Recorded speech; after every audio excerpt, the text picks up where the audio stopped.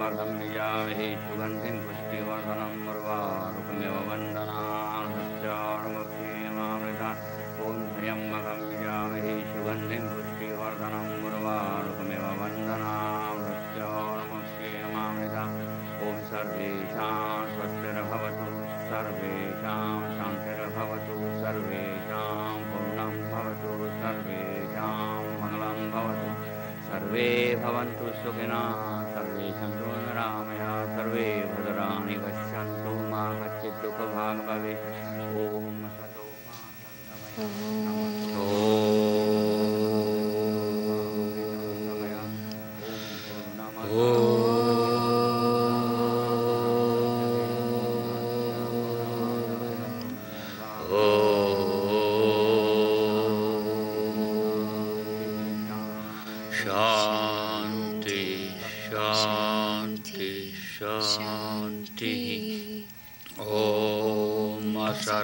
मा सद्गमय तमसो मा ज्योतिर्गमय मृत्योर्मा अमृतं गमय ॐ शान्ति शान्ति शान्ति ॐ lead us thou God from unreal to real, from darkness to light, from death to immortality. Om Shanti Shanti Shanti. Om peace peace peace be unto my soul. Namaste. Welcome to Yoga for Health, Happiness, and Liberation. I'm Meeta Gajjar, and this is my father, Bharat Gajjar. We're so happy you could join us today.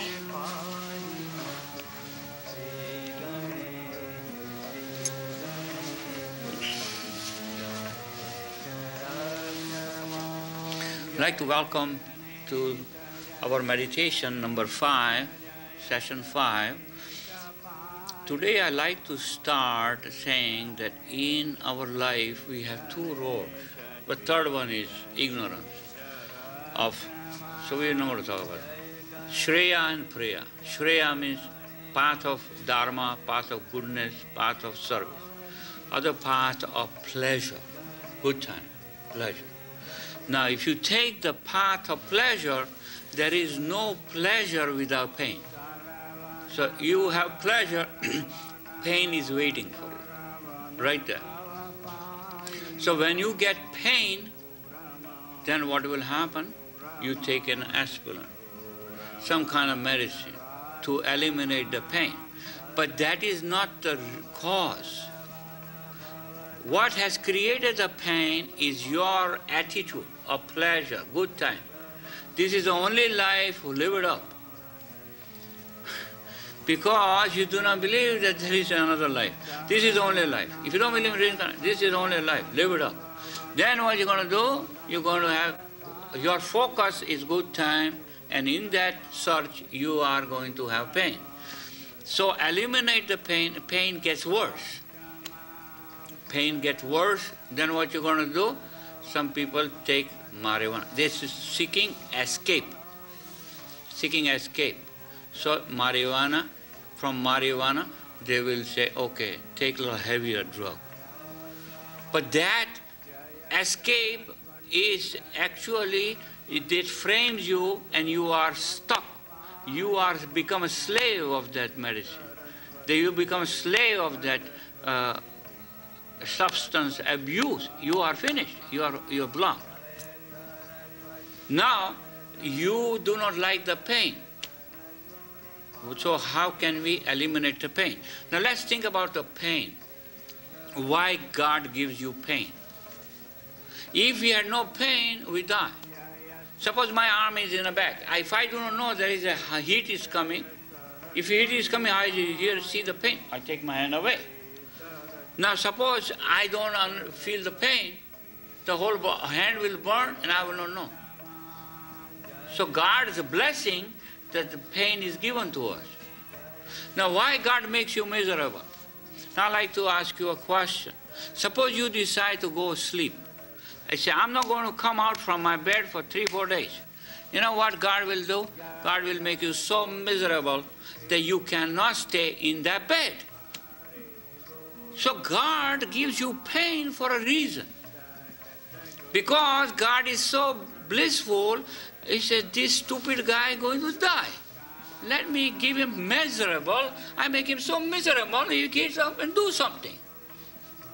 So God gives you pain to tell you, hey, your thinking is screwed up and your way of living is lousy. So shape up. This is God's message. So you are miserable. Why are you miserable? Because you are wrong thinking, wrong way of living, so God makes you miserable. So you have to understand, why are you miserable? Now you ask somebody, what do you think about your philosophy of life or way of life? Oh, my way of life is great. How do you feel? Lousy. I like to kill myself. So what is the bottom line? Bottom line is zero.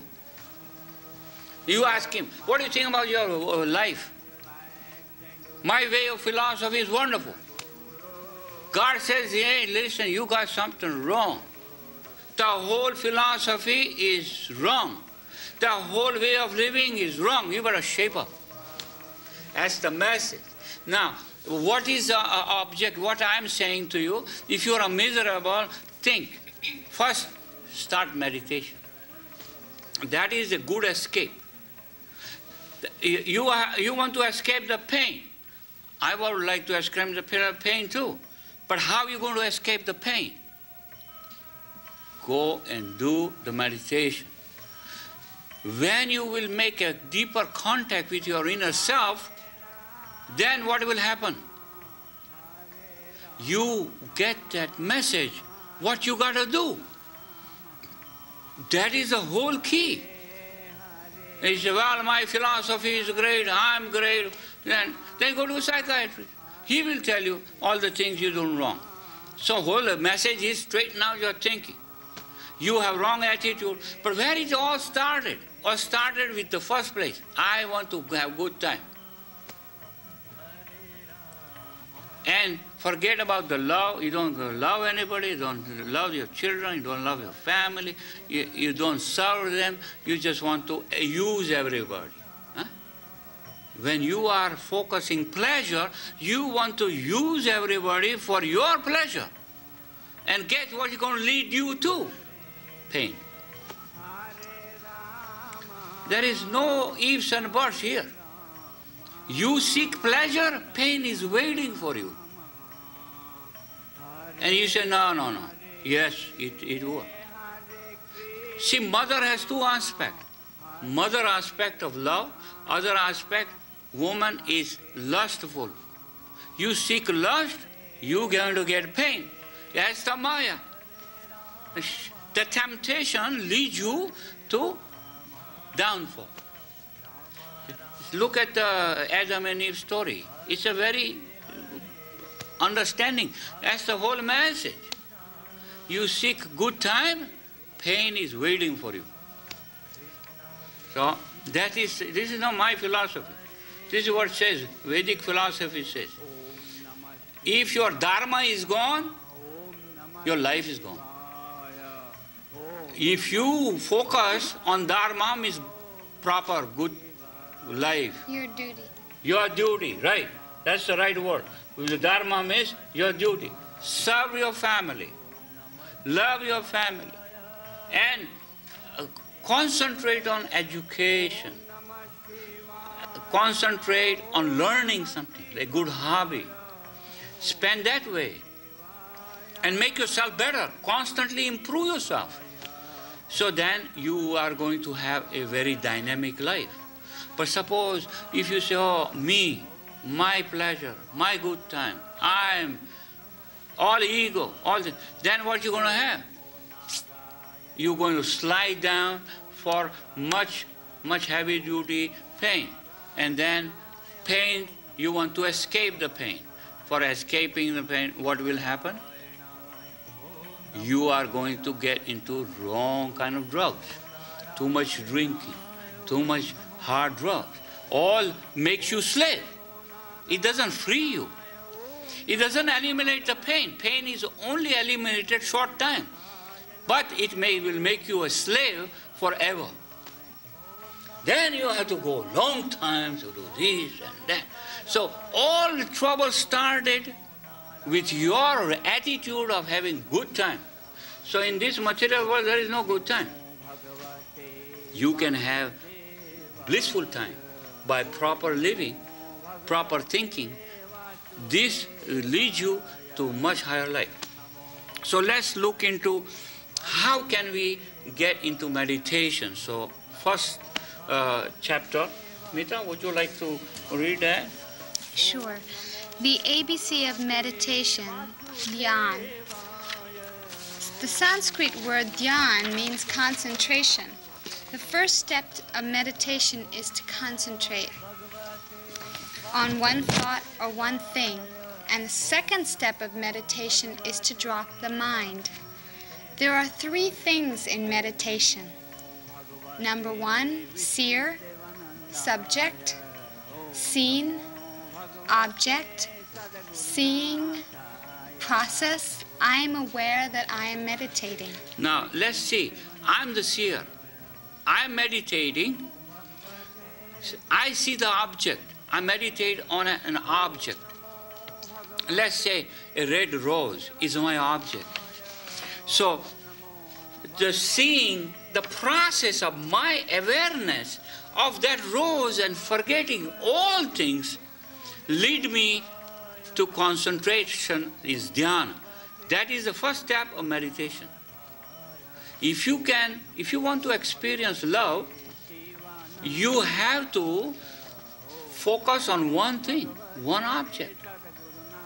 And then when you concentrate and calm down, now look at the word, how you going to calm down? You are going through emotional roller coaster, up and down, because you have one thought happy, one sad, one happy, one miserable, and all happening within short time. And you are having a roller coaster, up and down, emotional, while you are having all different thoughts. But what you are doing, first step of meditation is come to one object, one person, one Lord, one. And when you come to oneness, then you are seeing and process awareness of your concentration on that thing. That is the first step of dhyana. Dhyana means meditation. The last three stages of astaga are dharana, which is control, dhyan, which is meditation, and samadhi, which is oneness. So, first is dharana, control.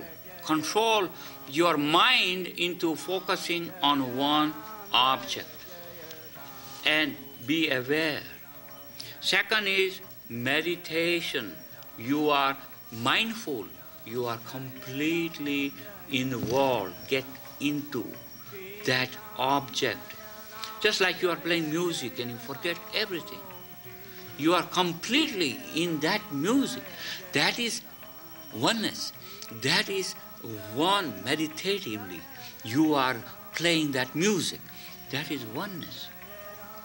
Your mind is not going any other place but playing that violin or whatever, or piano. You're completely in meditative state. And a person is running. He forgets everything, just constantly running. And that brings tremendous peace and love. So that's meditation. And the last stage is samadhi. Samadhi means you forget everything. You forget yourself. You are completely becoming one. That is the whole important thing. You are forgetting everything, including yourself. So if you want to find yourself, Bible says, lose yourself. That is meditation. If you want to lose you, how are you going to lose? Just get into. So when you lose yourself, you're going to find yourself. And that is this thing. So look at the mind. Mind is going in all direction. So bring that mind to do focus. Focus on one thing and then be mindful. Mindful means completely become one. And then you bring awareness, complete awareness. You fall asleep, that's not a meditation. You are completely aware of your being. You're completely one. Okay, next. From many to two, from two to none, or samadhi. Completely, yeah? That is the whole thing is. Seer is gone. Seen and you have become one. Seeing is gone. Everything has become one. Seer is gone. Seen and you have become one. And seeing is gone. So what has happened? You have completely merged into Om, oneness. You have become parcel of this creation. That is the meditation. And when you get to that stage, your whole body is full of love. So meditation is all about love. And you do not need somebody to say, oh, somebody says, he loves me. I find love from him. He cannot send love. Let me tell you, no one can bring love. You know what he has done, or she has done to me, has awakened the love which is dormant in me. No one can give you love. Only thing somebody can do is turn on the love which is already there. So you have to understand. You say, oh, whenever I see him, he gives me love. He or she, they cannot give you love. Only thing they can do is to turn the love on which is already there. Once you understand that, you are purna, perfect. You're part of God. So that is the key understanding of meditation and Vedantic philosophy. Next one. We have boundless energy, but we are not utilizing it. Meditation channels the energy. Prayer means talking to God. Meditation means talking to God, listening to God. Yes. So actually, we have lots of energy. You don't feel energy because you are not tuned in. If you meditate, if you learn to meditate, you will have tremendous energy. So you have to understand prayer means talking to God, communicating with the Lord. Meditation